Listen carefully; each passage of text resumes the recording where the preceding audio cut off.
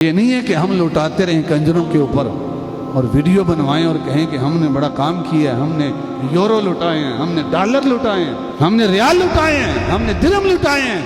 نہ میرے بھائی، قیامت کے دن سوال ہوگا۔ یہ اللہ کی نعمت ہے، اللہ کی دی ہوئی دولت۔ اللہ سوال کرے گا قیامت کے دن، میں نے مال دیا تھا، کہاں پہ خرچ کیا؟ جب تک 5 سوال نہیں ہوں گے، رب کی بارگاہ سے بندے کے قدم نہیں ہٹیں گے۔ وہ 5 سوال کون سے ہیں؟ یہ ترمذی شریف کی روایت ہے، حضرت عبداللہ ابن مسعود راوی ہیں جس کے آپ ارشاد فرماتے ہیں، قال عن النبی صلی اللہ علیہ وسلم قال لا تزول قدم ابن آدم ولتنظر نفس ما قدمت لغد۔ ہر نفس کو یہ چاہیے کہ وہ دیکھے کہ اس نے کل کے لیے کیا بھیجا ہے۔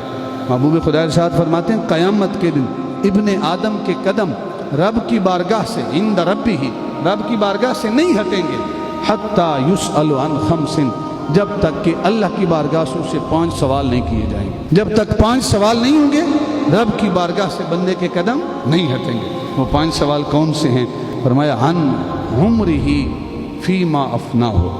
خالق کائنات کی بارگاہ سے آواز آئے گی، اے میرے بندے، میں نے تجھے عمر دی تھی، بتا اس عمر کو تو نے کہاں فنا کیا؟ یہ پہلا سوال ہے۔ سوال بھی دیکھیے اور آج ان سوالوں پر خود بھی غور کیجئے کہ اگر مجھ سے یہ سوال ہو تو میں نے ان سوالوں کی تیاری کتنی کی۔ عن عمرہ فیما افناہ، اے میرے بندے یہ بتا تجھے عمر دی تھی، اس عمر کو کہاں فنا کر کے آیا ہے؟ پھر شاید فرمایا، وعن شبابہ فیما ابلاہ، اے میرے بندے میں نے تجھے جوانی دی تھی، یہ بتا اس جوانی کو کہاں گوایا ہے؟ جوانی میرے نام صرف کی تھی، میرے حضور سجدہ ریز ہوتا رہا، یا یہ کہتا رہا کہ ابھی کون سی عمر ہے داڑھی رکھنے والی، ابھی تو شادی بھی باقی ہے، بوڑھے ہوں گے تو پھر داڑیاں رکھیں گے اور پھر مسجد ہوگی اور ہمارا کام ہوگا۔ نادان انسان، تجھے نہیں پتا کتنے دولہے ہیں جو بارات لے کے جاتے ہیں کہ میں دلہن کو بیاہ کے لاؤں گا، لیکن وہ بارات کی شہنائیاں جو ہیں وہ ماتم میں بدل جاتی ہیں اور دولہا میت کی شکل اختیار کر کے قبرستان جا رہا ہوتا ہے۔ کتنے دولہے ہیں جو میت کی شکل اختیار کرتے ہیں، اور تو اس امید پہ ہے کہ ابھی بڑی عمر پڑی ہے۔ کس کو اعتبار ہے ایک ایک سانس کا؟ جوانی کے بارے میں سوال ہوگا، بتا جوانی کو کہاں پہ گوایا ہے؟ پھر سوال ہوگا، وعن مالہ من این اقتصبہ، اے میرے بندے میں نے تجھے مال دیا تھا، رزق کا ذمہ میں نے لیا تھا، لیکن یہ تو بتا تو نے مال کمایا کہاں سے تھا؟ تیرا مال کمانے کا ذریعہ کیا تھا؟ تو یہ کہتا تھا کہ مولویوں کی باتیں چھوڑو، ہم بھی محنت کرتے ہیں، خون پسینہ بہاتے ہیں، تو اپنی طرف سے جائز ہونے کے فتوے اپنی طرف سے گھڑ دیں گے۔ حالانکہ حقیقت یہ ہے کہ آپ کا دل بھی جانتا ہے کہ آپ کی روزی حلال ہے یا نہیں ہے۔ ایک مزدور جو ہے 8 گھنٹے جس کی ڈیوٹی ہے، اگر وہ صحیح معنوں میں مزدوری نہیں کرتا، اپنا رزق حلال نہیں کرتا، تو اپنے بیوی بچوں کے پیٹ میں وہ حلال کا لقمہ نہیں ڈال رہا، وہ جہنم کا ایندھن ڈال رہا۔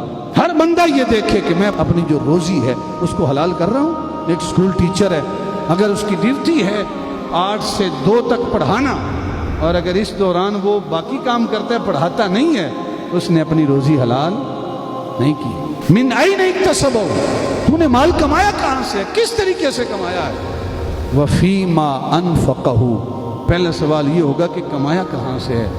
دوسرا سوال یہ ہوگا، وفیما انفقہ، کہ یہ تو بتاؤ میں نے مال تو تجھے دے دیا تھا، احسان کیا میں نے، لیکن یہ تو بتاؤ کہ اس مال کو تو نے خرچ کہاں پہ کیا؟ خرچ کا بھی سوال ہوگا کہ خرچ کہاں پہ کیا ہے۔ یہ نہیں ہے کہ ہم لوٹاتے رہیں کنجروں کے اوپر اور ویڈیو بنوائیں اور کہیں کہ ہم نے بڑا کام کیا ہے، ہم نے یورو لوٹائے ہیں، ہم نے ڈالر لوٹائے ہیں، ہم نے ریال لوٹائے ہیں، ہم نے درہم لوٹائے ہیں۔ نہ میرے بھائی، قیامت کے دن سوال ہوگا۔ یہ اللہ کی نعمت ہے، اللہ کی دی ہوئی دولت۔ اللہ سوال کرے گا قیامت کے دن، میں نے مال دیا تھا، کہاں پہ خرچ کیا؟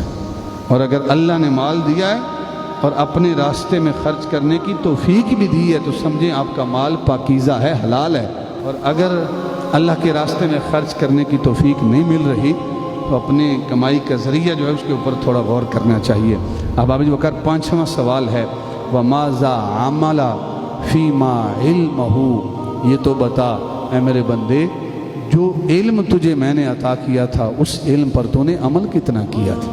تو یہ 5 سوال جب تک نہیں ہوں گے اس وقت تک بندے کے قدم رب کی بارگاہ سے نہیں ہٹیں۔ ہر بندہ ان 5 سوالوں کی تیاری کرے، میری تیاری ہے یا نہیں؟